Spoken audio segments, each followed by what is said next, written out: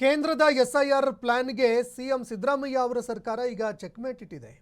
ಚುನಾವಣಾ ಆಯೋಗಕ್ಕೆ ಸೆಡ್ಡು ಹೊಡೆಯೋದಕ್ಕೆ ಸಿದ್ದು ಸರ್ಕಾರ ಪ್ಲಾನ್ ಮಾಡಿಕೊಂಡಿದೆ. ಪಂಚ ಗ್ಯಾರಂಟಿ ಯೋಜನೆಗಳ ಬಳಿಕ ಮತ್ತೊಂದು ಬಿಗ್ ಗ್ಯಾರಂಟಿ ಕೊಡೋದಕ್ಕೆ ಮುಂದಾಗಿದೆ. ನಾಗರಿಕತ್ವದ ಗ್ಯಾರಂಟಿ ನೀಡೋದಕ್ಕೆ ರಾಜ್ಯ ಸರ್ಕಾರ ರೆಡಿ ಆಗ್ತಾ ಇದೆ. ಎಸ್ಐಆರ್ ಮೀಟಿಂಗ್ನಲ್ಲಿ ತಂತ್ರವನ್ನ ರೂಪಿಸಿದ್ದಾರೆ ಸಿದ್ದರಾಮಯ್ಯ ಹಾಗೂ ಡಿಕೆ ಶಿವಕುಮಾರ್. ದೇವನಹಳ್ಳಿಯಲ್ಲಿ ನಡೆದಂತಹ ಕಾಂಗ್ರೆಸ್ ಮಹತ್ವದ ಸಭೆಯಲ್ಲಿ ಈ ವಿಚಾರದ ಬಗ್ಗೆ ಚರ್ಚೆ ಆಗಿದೆ.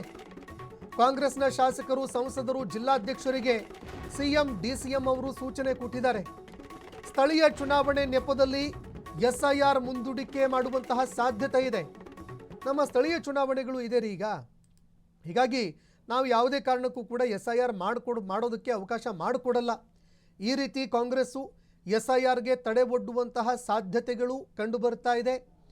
ಹೀಗಾಗಿ ಇದಕ್ಕೆ ಸಂಬಂಧಪಟ್ಟಂತೆ ಈಗ ನಾಗರಿಕತ್ವದ ಗ್ಯಾರಂಟಿ ನೀಡೋದಕ್ಕೆ ರಾಜ್ಯ ಸರ್ಕಾರ ರೆಡಿ ಆಗ್ತಾ ಇದೆಯಂತೆ. ರಾಜ್ಯದಲ್ಲಿ 1 ಕೋಟಿಗೂ ಹೆಚ್ಚು ಮತದಾರರು ಸೇಫ್ ಆಗಿದ್ದಾರೆ.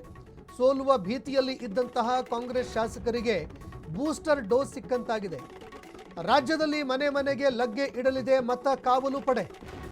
ವಾಸಸ್ಥಳ, ಜಾತಿ ಪ್ರಮಾಣ ಪತ್ರ ತ್ವರಿತವಾಗಿ ಕೊಡಿಸೋದಕ್ಕೆ ಸಿಎಂ ಅವರು ಆಜ್ಞೆ ಮಾಡಿದ್ದಾರೆ.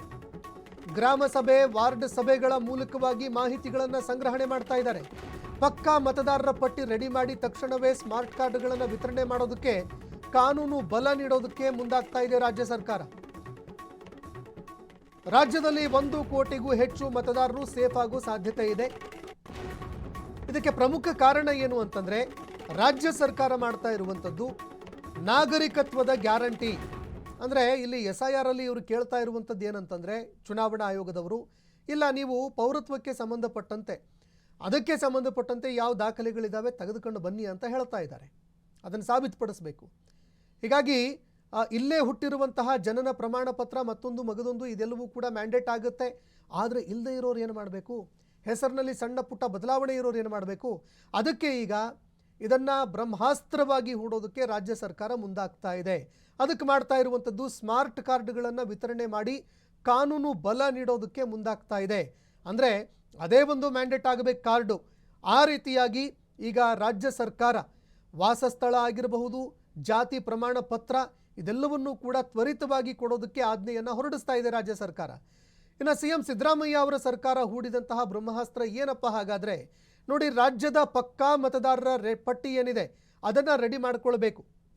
ಅಂದರೆ ಪ್ರತಿಯೊಂದು ಗ್ರಾಮ ಪಂಚಾಯಿತಿ, ಗ್ರಾಮಗಳು, ಬೂತ್ ಮಟ್ಟದಲ್ಲಿ ಪಕ್ಕಾ ಮತದಾರರ ಪಟ್ಟಿ ರೆಡಿ ಆಗಬೇಕು. ಗ್ರಾಮ ಸಭೆ, ವಾರ್ಡ್ ಸಭೆ ಮಾಡಿ ಸಾರ್ವಜನಿಕರ ಮೂಲಕವಾಗಿ ಮಾಹಿತಿಗಳನ್ನು ಪಡ್ಕೊಳ್ಳೋದಕ್ಕೆ ಮುಂದಾಗ್ತಾ ಇದೆ.